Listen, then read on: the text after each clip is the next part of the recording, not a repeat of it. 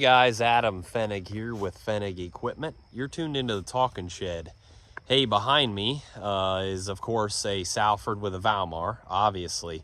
But I want to talk about what we're doing or what we did with this tool. This is a 30-foot Salford 570, so it's on 7.5-inch spacing. It's one of their older tools. That's probably a 2008 vintage. And then it's got a 6056 ISO cedar on the front. I'm gonna turn this thing around and we'll talk about what we're doing. Of course, we had to hook up the 7250 Deutz to get this done. So let's dive into it. So if you're familiar with the videos at all, you've seen a lot of images just like this. It's done time and time again. We're spitting the seat out right here in front, letting the entire tool work it in. But what are we actually doing here? So last year I shot a video of this field. This is my farm here. If you were at the field day, we were just right over there. And this was wheat last year. And then I planted double crop beans, and I'm actually going back to wheat again. So I'm seeding wheat again. Today's November 6th. For those of you that plant wheat in late September, you might fall over by this video. This is going to be harvested wheat, but I wanted to talk about how we're seeding it and what it looks like here. So what I did was 2 passes with that Salford. I did a little bit higher of a rate because I understand we are later according to the calendar.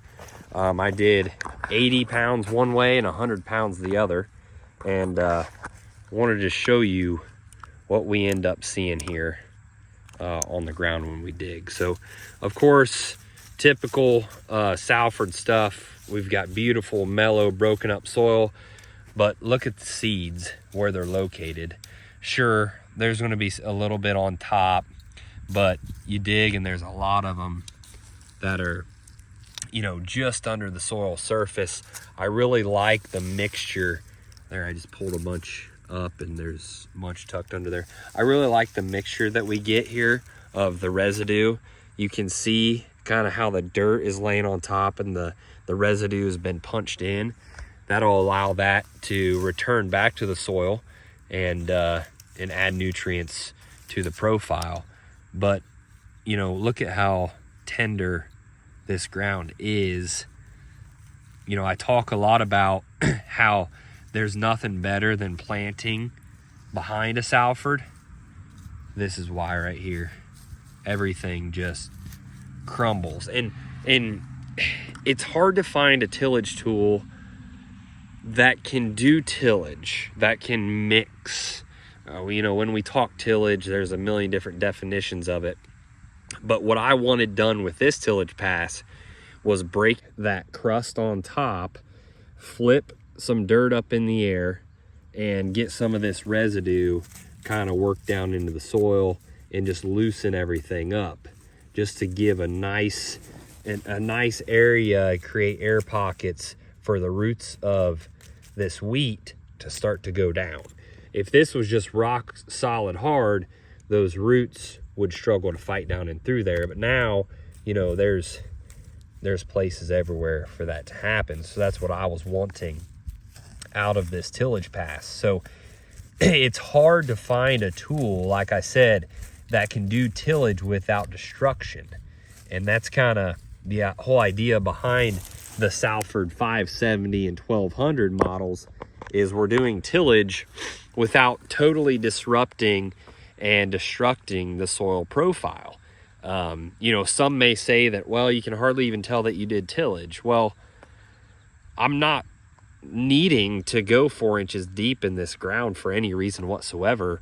I just need to run those straight blades down through here, break things up, let water get down in there and let roots get down in there, and that's it. For what I'm doing and what a lot of guys are doing, there may or may not be a need to do much more than that.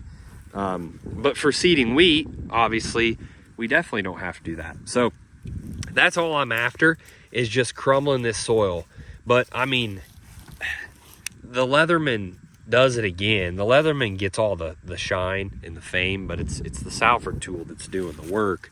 But you know, just how loose this is, and that is why it's so great to plant behind these. And that's what I've said time and time again. But we'll see how this wheat does. We're having a little bit of an Indian summer here in Ohio. Today it's like 64 degrees, and so we'll see. I have full intentions of harvesting this wheat and doing double crops on it again.